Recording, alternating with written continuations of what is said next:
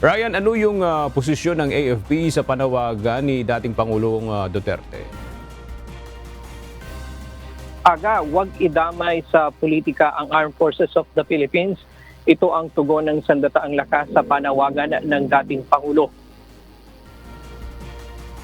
Ayaw patulan ng Sandataang Lakas ng Pilipinas ang mga pahayag ng dating Pangulo.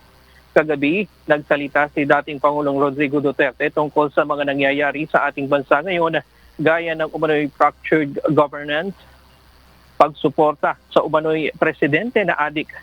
Sa mga nangyayari sa bansa ngayon, ang AFP lang umano ang makakasolusyon, kaya hinamon pa ng dating Pangulo ang AFP dahil sila daw ang dapat magprotekta sa konstitusyon. Ayon kay Colonel Francel Margalet Padilla, tagapagsalita ng AFP, na mananatiling non-partisan ang Sandataang Lakas ng Pilipinas. Gaya ng naunang sinabi ni AFP Chief of Staff Romeo Browner Jr., mananatili silang nagkakaisa at profesional. Our armed forces is united and professional. So with all of these things, sir, we respectfully request that we are shunned away from political issues.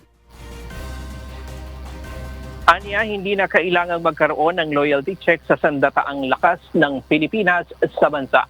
At yan muna ang latest mula dito sa Camp Aguinaldo. Balik tayo, Aga.